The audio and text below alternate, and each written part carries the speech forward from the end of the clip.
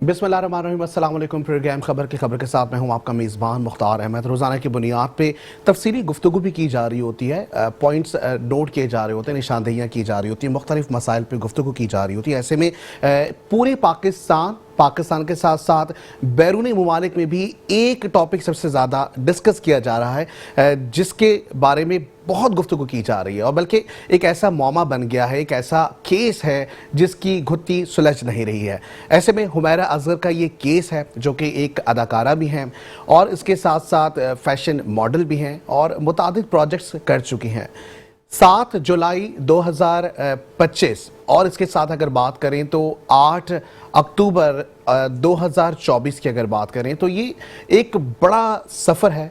ये सफ़र कितना कठिन रहा, इस सफ़र में क्या क्या चीज़ें हुई, दुनियावी बिहेवियर सामने नज़र आया, किस तरीके से सोसाइटी इस चीज़ को देखती है, सोसाइटी किस तरीके से लोगों को डील कर रही है, किस तरीके से हमारे इदारे काम कर रहे हैं, ये सब एक सवालिया निशान बन गई है। सिर्फ एक मौमा जो कि अदाकारा हुमैरा असगर के हवाले से मौत तबई है या कत्ल किया गया है, इसके ऊपर खुसूसी गुफ्तगू आज के प्रोग्राम में की जाएगी। और मुतादिद बार तहकीकात की जा चुकी हैं और अब भी तहकीकात की जा रही हैं। तहकीकात के बाद असल हकाइक सामने भी रखे जाएंगे। ऐसे में इस वक्त हमें ज्वाइन किया है दानिश मसूद ने, जो कि फ़ैशन स्टाइलिश भी हैं, मूवी मेकर भी हैं। लेने का मकसद इनको बीपर पे वो ये है कि इनका अदाकारा हुमैरा असगर के साथ लास्ट प्रोजेक्ट जो उन्होंने साइन किया था वो इनके साथ किया था।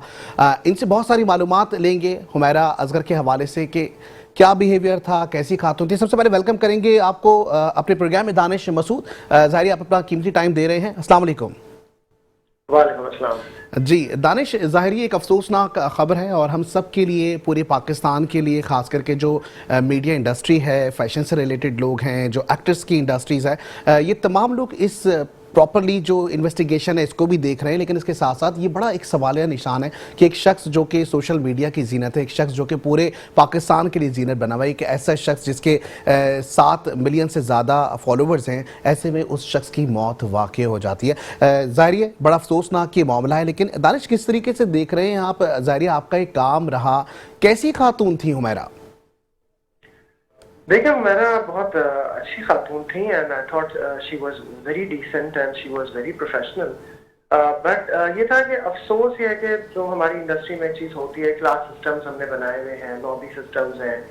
आई थिंक इस सब के उसमें उनको काफ़ी डिस्क्रिमिनेशन का सामना करना पड़ा इंडस्ट्री में, और काफ़ी हद तक वो साइडलाइन थी, which I believe is very unfair.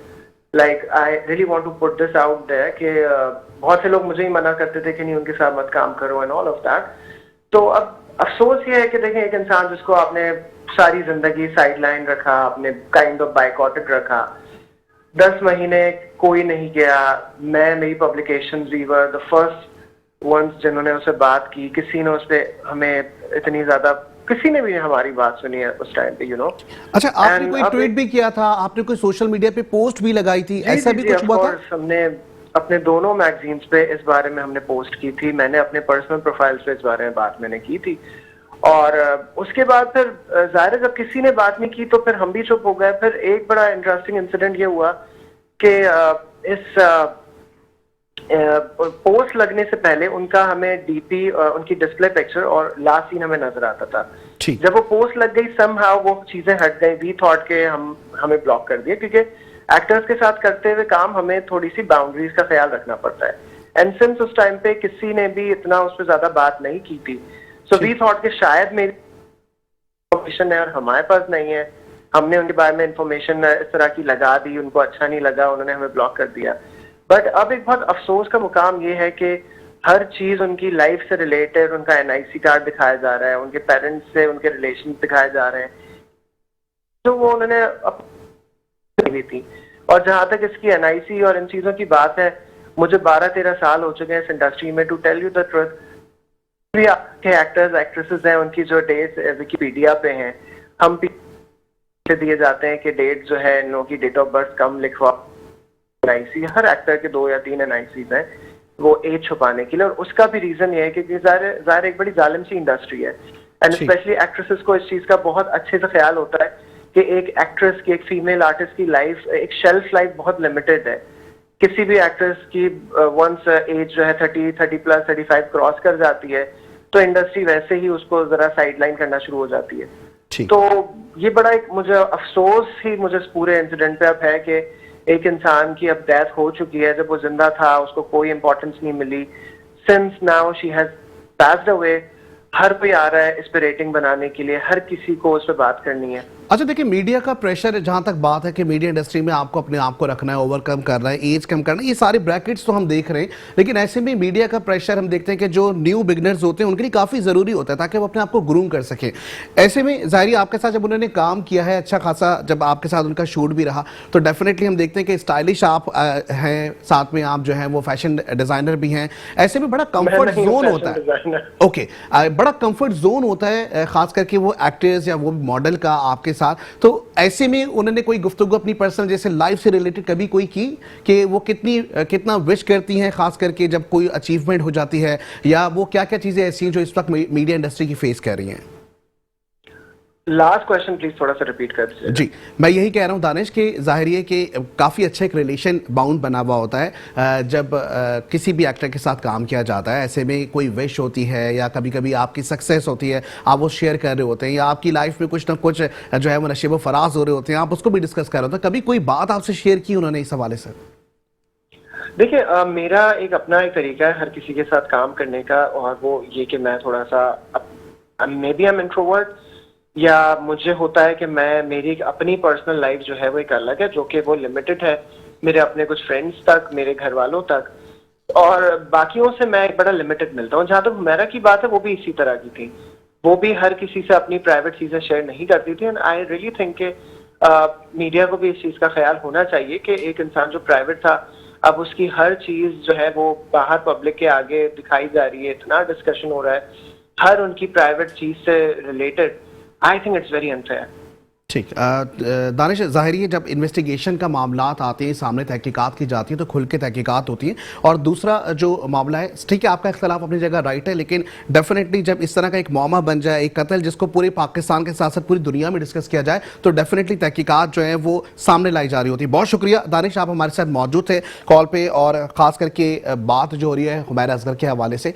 इसी तरीके से हमने देखा कि तबई मौत है या कत्ल है, अभी तो तहकीकात चल रही है। ऐसे में हमने देखा आयशा खान, जो कि एक बड़ी मारूफ अदाकारा भी थी और एक गालिबन 70 बरस की उम्र गुजार चुकी इंडस्ट्री में, और उसके बाद उनकी भी वफात का मामला कुछ ऐसे देखा गया कि एक हफ्ते तक उनकी लाश जो है उनके खास करके फ्लैट्स में मौजूद रही और किसी ने पूछा नहीं, और आखिरकार उनकी लाश भी बरामद हुई। तो इस तरीके से बहुत सारे सोसाइटी के बिहेवियर से कुछ लोग मीडिया इंडस्ट्री के बिहेवियर से, कुछ लोग ज़ाती तौर पे अपनी वजह से या अपनी कोई माली मुश्किलात की वजह से इस हद तक पहुंच जाते हैं या इस हद तक प्रेशर ले लेते हैं जिसकी वजह से ये मौत वाक़ई हो जाती हैं। इसमें तवील गुफ्तगू का सिलसिला भी रहेगा। अहम जो तहकीकात अब तक सामने आई है उस हवाले से आपको बताएंगे कि तफ्तीशी हुकाम के मुताबिक अदाकारा के फ्लैट ने यूटिलिटी बिल और इसके साथ साथ घर के किराए की जो स्लिप्स हैं वो भी मौजूद थी। इसके साथ साथ बताया जा रहा है कि NIC के हवाले से कि 2 NIC जो हैं वो उनके पास मौजूद थे।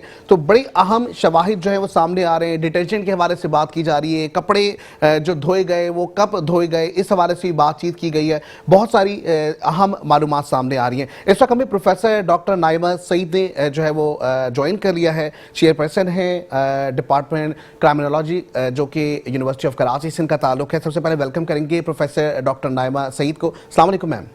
वालेकुम अस्सलाम जी। मैम, सबसे पहले तो ज़ाहिर वेलकम तो करें, लेकिन बड़ा दिल ख़राब है क्योंकि ज़ाहिर एक ऐसी सिचुएशन हम देख रहे हैं, पूरे पाकिस्तान के लिए एक मामा बना हुआ है अदाकारा हुमैरा असगर का की जो मौत वाक़ई हुई है। तहकीकात भी की जा रही हैं, आपका भी ज़ाहिर क्राइमिनोलॉजी डिपार्टमेंट से एक वाबस्तगी है और ज़ाहिर आप भी इस केस को अपने से स्टडी कर रही होंगी। आप क्या क्या मुहर्रिकात देखती हैं, क्या मौक़िफ़ देंगी इस हवाले से, इस केस को किस तरीके से देख रही हैं आप?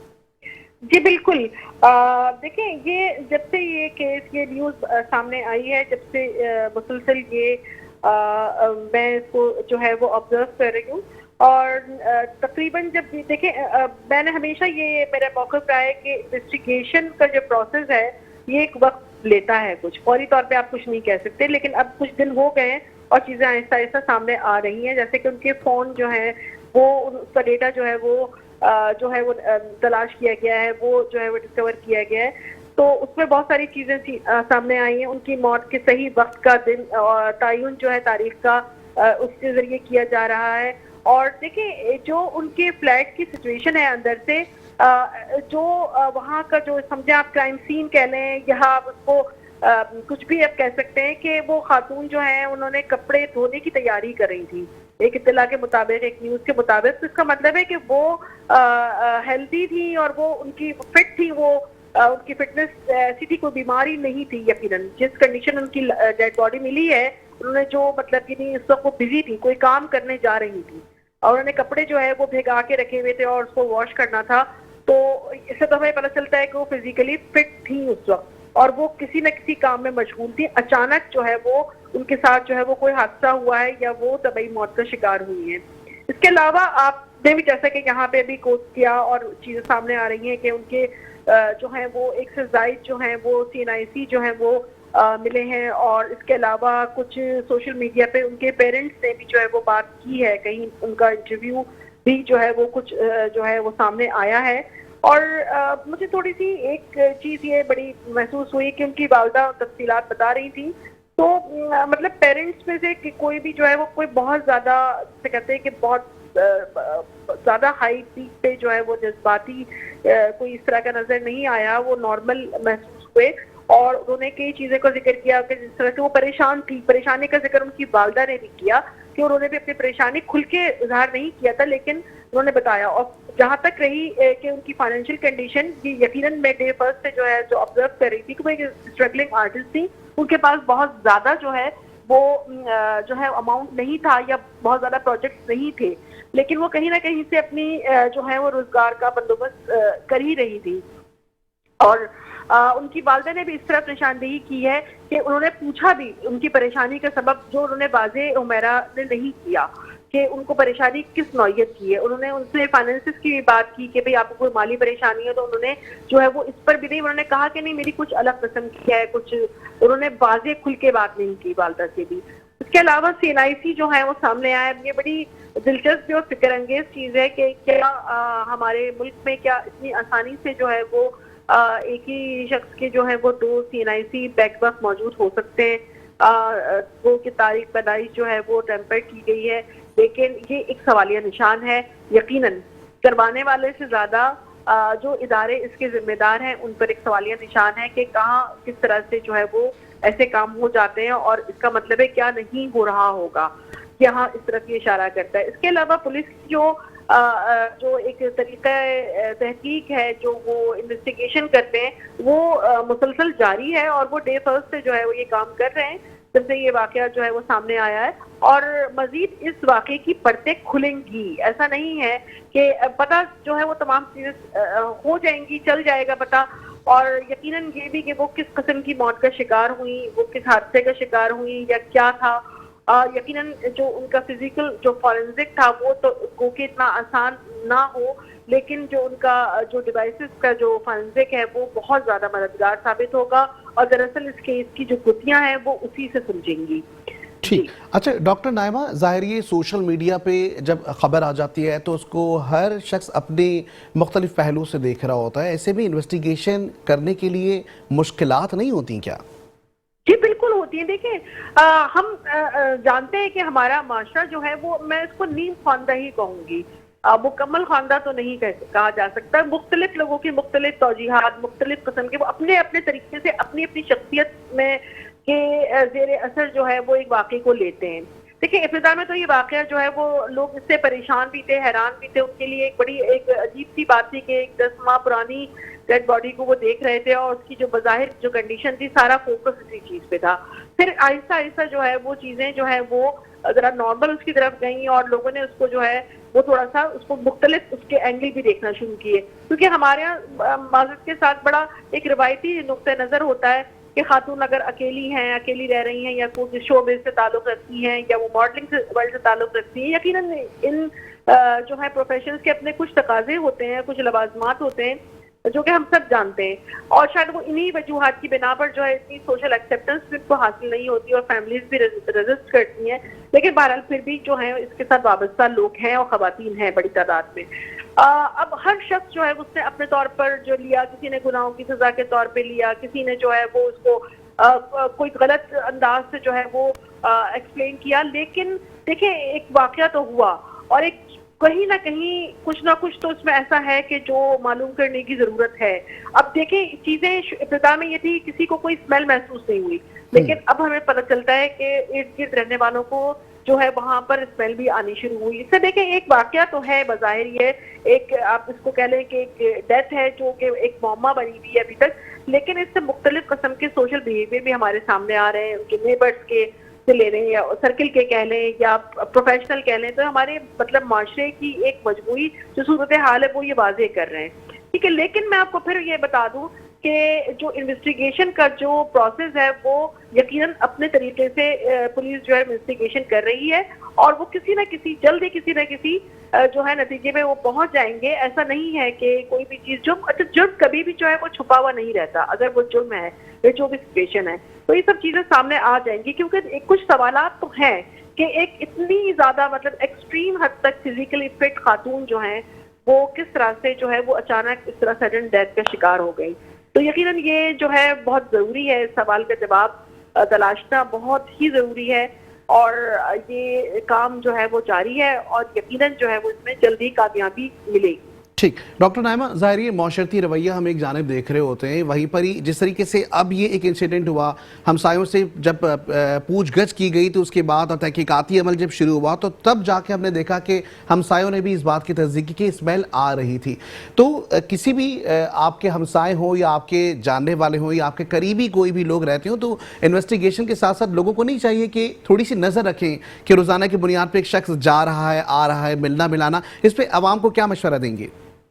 देखिए ये हमारी इज्तिमाई बेहिस्सी जो है माशरे की उसको जाहिर करती है ये चीज कि इब्तिदा में तो देखें हर एक ने इनकार किया कि उसको पता ही नहीं है, कि ऐसा महसूस हो रहा था कि उन्हें पता ही नहीं है कि हुमैरा नाम की कोई खातून, हुमैरा अजहर नाम की कोई खातून कभी एग्जिस्ट भी करती थी, यानी उन्होंने कुछ महसूस ही नहीं किया। ऐसा हो नहीं सकता, ये इंतहाई जो है वह नेचुरल चीज है कि आप कोई इतना बड़ा वाकया हो जाए, मतलब एक डेड बॉडी जो है वो 10 माह तक जो है वो एक फ्लैट में पड़ी रहे और पता ना चले। कोई बहुत बड़े ऐसे अपार्टमेंट भी नहीं है कि पता ना चल सके आसपास, ये मुमकिन नहीं था, क्योंकि जो एक मुर्दा जिस्म की, जो इंसानी जिस्म की जो स्मेल होती है माहिरीन के मुताबिक वो मतलब बड़ी शदीद नौयत की होती है और वो किसी तौर पे छुप नहीं सकती, तो ये मुमकिन नहीं था। और इब्तिदा में तो चौकीदार से लेकर जो है वो हमसायों ने भी जो है वो लाइल्मी का इज़हार किया, लेकिन जब इन्वेस्टिगेशन प्रॉपर की गई तो चीजें सामने आनी शुरू हुई कि उन्होंने महसूस तो कुछ किया जो कि मामूल से हटके था, लेकिन उन्होंने उसको इग्नोर किया। अब ये इग्नोरेंस ही दरअसल जो है ये हमारे माशरती बेहिस्सी को जो है वो जाहिर करती है कि हम बिल्कुल एक दूसरे से, क्योंकि शायद ये खौफ भी कहीं ना कहीं पाया जाता है और खास तौर पे जो जरा पोश एरियाज हैं और इस तरह के जहाँ पर जो है रहाइश पजीर होते हैं लोग, कि हम अगर बहुत ज्यादा कंसर्न करे होंगे या हम बहुत ज्यादा दिलचस्पी लेंगे किसी हमसाए के या किसी कुर्बो जवार में, तो शायद वो भी हमारे मामलात में इसी कदर जो है वो दिलचस्पी लेगा। तो ये एक तरह से एक खामोश मुआहिदा होता है, एक खामोश उन्होंने एक अपना डेवलप कर लिया अपने एथिक्स कि हम जो है वो हर चीज से जो है लाताल्लुक रहें। लेकिन ये एक्सट्रीम है लाताल्लुकी की कि हमें जो है वो कुछ गलत भी महसूस हो रहा है तो हम उसको इग्नोर कर दें। तो बहरहाल इस पर अफसोस ही किया जा सकता है सूरत हाल पे कि हम जो है वो हम वेस्ट की बहुत सारी चीज़ों को हम जो है वो कॉपी करते हैं, लेते हैं, लेकिन वहाँ पे भी शायद इस तरह की माशरती बेहिस्सी इस नौयत की नहीं पाई जाती। ठीक है, बहुत शुक्रिया प्रोफेसर डॉक्टर नाइमा सईद, आप हमारे साथ मौजूद थी। और जैसे कि माशरती बिहेवियर पे हम बात कर रहे हैं, माशरती जो रवैया है वो इंसान को सबसे पहले मार देता है। ऐसे भी तफ्तीशी हुकाम की रिपोर्ट भी सामने आई, उसके मुताबिक आपको बताएंगे कि हुमैरा असगर की लाश बेडरूम के साथ वाले कमरे में मौजूद थी। जिस कमरे में लाश मिली इसके वॉशरूम के टब में कपड़े भी थे। दूसरे जानिब पुलिस हुकाम का बताना है कि हुमैरा असगर की मौत 7 अक्टूबर 2024 को हुई। पड़ोसियों को दिसंबर 2024 में फ्लैट से बदबू महसूस हुई। इसके बारे से मजीद भी गुफ्तगू का सिलसिला जारी रखेंगे। अभी वक्त हुआ है ब्रेक का, ब्रेक से वापस आते हैं, हमारे से जुड़े रहें, देखते रहें हमारा प्रोग्राम खबर की खबर। Welcome back to the show जिसका नाम है खबर की खबर। और जैसे कि तहकीकात के हवाले से बातचीत जारी थी, हुमैरा असगर का ये एक बड़ा हाई प्रोफाइल केस जो है वो बनता चला जा रहा है पाकिस्तान के साथ साथ पूरी दुनिया में। ज़ाहिर हम देखते हैं कि वैसे भी एक्टर्स और एक्ट्रेसेस की लाइफ को बड़ा डिस्कस किया जा रहा था। ऐसे में सोशल मीडिया से लेके पूरे पाकिस्तान में इस चीज़ को डिस्कस किया जा रहा है कि अब तक की तहकीकात मुकम्मल हुई हैं या नहीं हुई, या क्या क्या अहम मुहर्रिकात हैं जो कि सामने आ रहे हैं। इस वक्त हमारे साथ लाइन पर मौजूद हैं डॉक्टर मोइज़ जो कि माइंड साइंसेज हैं, उनसे भी गुफ्तगू का सिलसिले का आगाज करेंगे। सर, सबसे पहले तो वेलकम करेंगे अपने प्रोग्राम में। ज़ाहिर अदाकारा हुमैरा असगर का केस बड़ा अलग से हमें नजर आ रहा है। ऐसे में आइसोलेशन एक हम टर्मिनोलॉजी पहले सुनते थे, लेकिन आजकल हम देखते हैं कि हर शख्स आइसोलेट हो चुका है। सर, किस तरीके से देखते हैं? बिस्मिल्लाहिर्रहमानिर्रहीम जी, एक बड़ा मशहूर शेर है जो देखे तो बहुत सिलसिले बहुत रिश्ते, सोचे तो हर आदमी जहां में तना, यानी हर इंसान एक्चुअली तना होता है। ये जो रिश्ते नाते हम बनाते हैं जैसे जैसे ग्रो करते हैं, ये हमारे रूह के लिए, हमारे जहन के लिए बहुत इंपॉर्टेंट है।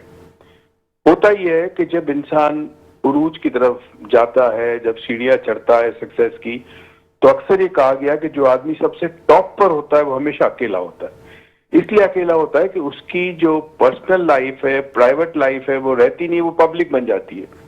तो वैसे तो बहुत सारे लोग होते हैं उसके अतराफ में, उसके चाहने वाले, उसके फैंस, ये तमाम लोगों के साथ होता है। जर्नलिस्ट हो, शोबिस के लोग हों, सिंगर्स हों, पोइट्स हों, जो भी मशहूर होता है किसी उरूज पे पहुंचता है, उसके साथ ये होता है कि इवेंचुअली वो शख्स तन्हा रह जाता है। उसकी एक रीजन ये है कि जब इंसान जो जहद कर रहा होता है, जब कोशिश कर रहा होता है, उस वक्त बहुत सारे रिश्तों से अपने आप को काटता है, ताकि वो वक्त जो उसे अपने फन को उरूज पे ले जाने के लिए चाहिए, वो वक्त वो दोस्तों और रिश्तेदारों से कट जाता है। जब पहुंचता है अपनी बुलंदी पे तो देखता है कि सारे लोग उसको छोड़ चुके हैं। हुमैरा के साथ समाव ये हुआ होगा, हमें सुना है जो हमने कि मुबैना तौर पर उसके पेरेंट्स से भी ताल्लुक नहीं थे वगैरह वगैरह। तो करना ये हो चाहिए कि इंसान, ये बड़ी साइंटिफिक तहकीक है, माहिर नफ्सियात की तहकीक है कि अगर आप जिंदगी में खुश रहना चाहते हैं तो आपके लिए सिर्फ दौलत, इज्जत, शोहरत काफी नहीं, आपके लिए सोशल इंटरेक्शन बड़ा इंपॉर्टेंट है। समाजी ताल्लुकात अगर आपने तोड़ दिए तो एक वक्त आएगा जब आप डिप्रेशन में मुब्तला हो जाएंगे। आप देखिए हॉलीवुड के बड़े बड़े एक्टर और एक्ट्रेसेस के हाल देखे, बाज ड्रग्स में चले गए, बाज ने खुदकुशी कर ली, बाज को डिमेंशिया की बीमारी आ गई। उसकी सबसे बड़ी वजह ये थी कि वो शख्स, वो खातून और या औरत या मर्द जो भी था, वो जब उरूज पे पहुंचे तो उनके पास वैसे तो बहुत सारे लोग थे, लेकिन वो होता है ना जिससे आप जज्बाती तौर पे कनेक्ट होते हैं, कुछ दोस्त होते हैं, कुछ रिश्ते ऐसे होते हैं, वो सारे के सारे चले गए थे। तो मेरे ख्याल में ये सानिया बहुत बड़ा है, मगर इसमें हमारी आंखें खोलनी चाहिए। आपके प्रोग्राम के तवस्सुल से मैं तमाम लोग जो ये देख रहे हैं उनको मैसेज देना चाहता हूँ कि अपना समाजी राब्ते को कभी मत तोड़िए। एक शख्स एक पार्क में गया, वह 3 लोग बैठे थे, एक से पूछा कि आपकी उम्र क्या, उसने कहा 60 साल, दूसरे से पूछा 60 साल, तीसरे से पूछा 60 साल। ये तीनों बचपन के दोस्त थे। तो उसने कहा आपकी उम्र 60 साल नहीं है, 60 years divided by 3, बिकॉज आप दोस्त बैठे हुए तो आप में से हर एक की उम्र 20 साल है। तो कोशिश कीजिएगा कि समाजी राब्ते आप बरकरार रखें, आना जाना रखें, वरना आपकी जिंदगी के अंदर जब तन्हाई आ जाएगी, डिप्रेशन में ले जाएगी, या तो उससे सुइसाइड होगा या फिर कोई ना कोई ऐसा शख्स होगा आपकी जिंदगी में जो आपसे किसी वजह से नाला होगा, नाराज होगा, उसके जरिए कुछ आपको नुकसान पहुंच सकता है। तो मेरे ख्याल में बड़ा लम्हा फिक्र यह है कि जितना ये बात आगे फैल रही है, लोग इस चीज को रियलाइज कर रहे हैं कि कैसे हो सकता है कि इतनी ऊंची मकाम पर एक एक्ट्रेस थी या मॉडल थी, दुनिया उसको चाहती थी और आखिर वक्त में शायद वो तना थी, कोई उसके पास नहीं था। तो मेरे ख्याल में ये हमें अपने रवैयों के बारे में सोचना होगा, हमें अपने किरदार और इखलाक के बारे में सोचना होगा, कहीं हमसे कोई गलती तो नहीं हो रही। ठीक। अच्छा डॉक्टर मोइज़, ज़ाहिर आपने कहा सोशल इंटरेक्शन में हम देखते हैं फिजिकली लोग आपस में मिल रहे हैं, फिजिकली गुफ्तगू हो रही है, लेकिन अब सब कुछ हम देखते हैं डिजिटल वर्ल्ड की तरफ जो है ना चला गया है। हम अपने बच्चों को देखें, हम जिसको भी देखें, सब जो है वो कनेक्टेड है एक दूसरे से, एक दूसरे की खुशियां देख रहे हैं, खास करके सोशल मीडिया के थ्रू। तो हम समझते हैं कि हर कोई अपनी जगह बिल्कुल फिट फाट लाइफ गुजार रहा है। हालांकि ये जो सोशल मीडिया की लाइफ है या सोशल मीडिया पे जो हम एक्टिविटीज कर रहे हैं, उससे दर हकीकत हमारी जिंदगी बड़ी मुख्तलिफ नजर आती है। ऐसा है? ये तो मसनूई जिंदगी है ना। देखिए डिजिटल दुनिया मसनूई है। असल जो आपका इंसान से इंसान का जो ताल्लुक है ना, ये आपकी ग्रोथ के लिए बड़ा इंपॉर्टेंट है।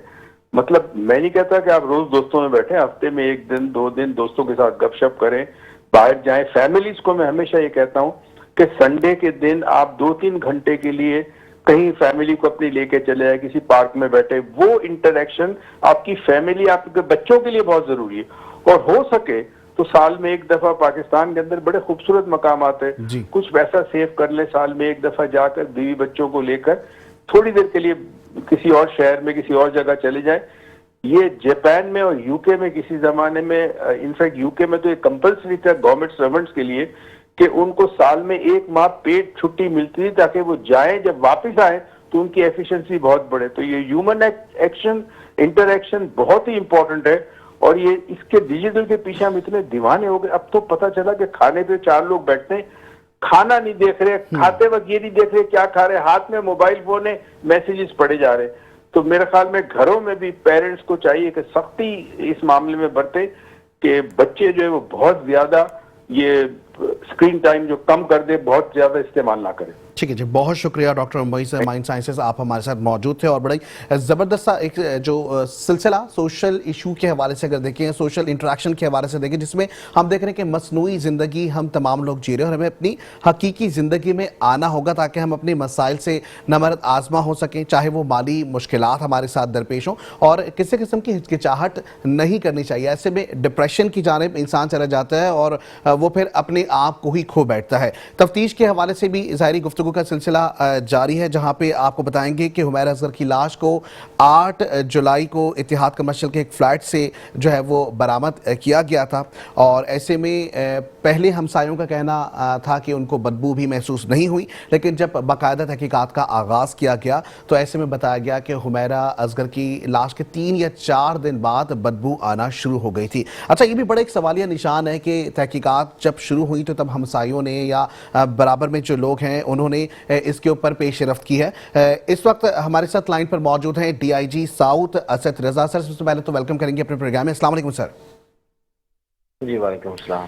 सर, ज़ाहिर एक हाई प्रोफाइल केस बनता चला जा रहा है और ज़ाहिर एक मौत तबई है या कत्ल है, इसके लिए ज़ाहिर आप तमाम लोग और इदारे तमाम काम कर रहे हैं। सर, फाइनल मेडिकल रिपोर्ट कब तक आएगी और अब तक क्या तहकीकात की जा चुकी हैं, क्या इंकशाफात सामने आए? जी देखें, अभी जो इसका इन्वेस्टिगेशन का प्रोसेस है वो अभी कंटिन्यूड है और अभी बज़ाहिर जो है हमें ऐसी कोई एविडेंस नहीं मिली जिससे हम ये तयन कर सकें कि ये केस जो है कोई प्रीमेडिटेटेड मर्डर है या फिर ये उनकी नेचुरल या अननेचुरल डेथ हुई है। हतमी तौर पर नहीं कहा जा सकता। जो एविडेंस कलेक्शन है वो पुलिस कर चुकी है। अब उसमें कुछ टेक्निकल इदारों की रिपोर्ट्स हैं, उनका इंतज़ार है और जब तक वो नहीं आती तो हम कोई खुद हतमी नतीजे पे नहीं पहुंच सकते, जिसमें केमिकल रिपोर्ट्स हैं, उसके अलावा मोबाइल की फोरेंसिक्स हैं। ये वैसे तो जो इदारे मुतलका हैं वो बेहतर बता सकते हैं, चूँकि हमें खुद उतना ही शिद्दत से इंतज़ार है जितना आपको इंतज़ार होगा इन रिपोर्ट्स का, चूँकि उन्हीं की बेसिस के ऊपर हम अपनी इन्वेस्टिगेशन को भी टाइमली मैनर में फाइनलाइज कर सकते हैं। मेरा अंदाज़ा है कि इंशाअल्लाह ताला अगले 7 दिनों के अंदर जो है वो हमें उम्मीद है कि ये रिपोर्ट जो हैं वो फाइनल होकर हमें मिल जाएंगी। ठीक। अच्छा, CDR के हवाले से बताएगा, क्या उसमें कोई इंकशाफ सामने आया है या वही रूटीन वाइज उनके सारे कॉन्टैक्ट्स थे, और कब से कब तक का ड्यूरेशन है जब इनके कॉन्टैक्ट नंबर जो हैं वो लोगों की रीच से आउट हो गए थे? जी देखें, कुछ ऐसी चीज़ें होती हैं जो कि इन्वेस्टिगेशन का हिस्सा होती हैं और मैं इस तरह पब्लिकली उसको शेयर करना मुनासिब नहीं समझता। उससे चूँकि तफ्तीश जो है उसके प्रोसेस में किसी भी तरह की इम्पेक्ट आ सकता है, मगर मैं सिर्फ आपको ये बताऊंगा कि उनकी जो मौत है उसका जो हमने अभी तक एस्टिमेशन लगवाया है वो तकरीबन सितंबर के बाद उनका जो राब्ता ख़त्म हो गया था, तो स्टार्ट ऑफ अक्टूबर जो है 2024 उससे ऑनवर्ड जो है वो उनका राब्ता मुनक़ता हो गया था। तो हमें यही लगता है कि फर्स्ट वीक ऑफ अक्टूबर 2024 उनका जो टाइम ऑफ डेथ है वो ये बनता है। ठीक। अच्छा, ये भी बताएगा कि फ़्लाइट की मैनेजमेंट कमेटी से भी आपका राब्ता हुआ था, आपने तहकीकात भी उसके लिए किए, अब उनका क्या मौक़िफ़ आया मैनेजमेंट कमेटी का? जी, जो तफ्तीशी अफसरान हैं वो मैनेजमेंट कमेटी, नेबर्स, उन सबसे राब्ते में हैं और उनसे जो रेलिवेंट इंफॉर्मेशन है वो इकट्ठी कर रहे हैं। ठीक है जी सर, बहुत शुक्रिया आपके कीमती टाइम का। डीआईजी साउथ असद रजा आप हमारे साथ मौजूद थे। अदाकारा खुमैरा असगर की मौत का ये मामला एक ऐसा हाई प्रोफाइल केस बन चुका है कि अब तक की तहकीकात के मुताबिक जो वजाहतें सामने आ रही हैं, जो तहकीकात सामने आ रही हैं, उसमें यही हमें नज़र आ रहा है कि जी तबई तौर पर शायद ये मौत वाक़ई हुई हो। ज़ाहिर है कि इसकी अगर तहकीकात की बात की जाए तो पहले भी बताया गया कि फ़्लैट की मैनेजमेंट कमेटी के हवाले से कि जी चौकीदार और हमसाए को भी शामिल तफ्तीश किया गया है। इसके साथ साथ वो तमाम लोग जो कि सीडीआर के जरिए कॉन्टेक्स्ट में लिस्ट में मौजूद थे उनको भी शामिल किया गया। एक इंकशाफ जो सबसे ज़्यादा हुआ ये कि फ़ोन्स में 2000 से ज़ायद नंबर थे, लेकिन 75 नंबर्स ऐसे थे जिनका खास करके जिनके साथ वो कॉन्टेक्स्ट में रहती थी। 3 सिम्स का भी बताया गया। ऐसे में जो गुज़िश्ता रात एक बड़ा इंकशाफ सामने आया था जिसमें कहा जा रहा था कि शनाख्ती कार्ड, टेम्पर्ड शनाख्ती कार्ड भी जो है उसका इस्तेमाल किया गया। ज़ाहिर जिस तरीके से पहले भी हमारे साथ दानिश मौजूद थे, दानिश ने हमें बताया कि ज़ाहिर है कि जो टेम्पर कार्ड है वो मॉडल्स या एक्टर्स अपनी एजेस को जो है वो इस मार्केट जो ख़ास करके मीडिया की है उसके लिए बनाए जा रहे होते हैं। तो बहुत सारी ऐसे अहम इंकशाफात और भी हैं जिस पे ज़रूर बातचीत होगी। आगे बढ़ेंगे और ज़ाहिर है एक ये मामला, दूसरी तरफ हम देख रहे हैं कि जी ताजिर बरादरी सरापा एहतजाज नज़र आ रहे हैं और अब तक की इतलात के मुताबिक हफ्ते के दिन हड़ताल का भी जो है वो इंदिया दिया गया है। बहुत से ऐसे मामलात हैं जिस पे मुज़ाकरात किए जा रहे हैं, कुछ मुतालबात किए जा रहे हैं। इस वक्त हमें ज्वाइन किया है नुमाइंदा बिलाल एहसन। बिलाल एहसन, सबसे पहले तो वेलकम करेंगे अपने प्रोग्राम में। और ज़ाहिर है अब हड़ताल का कहा जा रहा है ताजिर बरादरी की जानिब से, सर किस तरीके से देख रहे हैं? जी, सबसे जो सूरत हाल ये है कि चूंकि 19 तारीख हफ्ते का दिन है, 2 दिन रह गए हैं और आज तक की जो सूरत हाल ये है कि उखाड़ पिछाड़ जो है वो जारी है।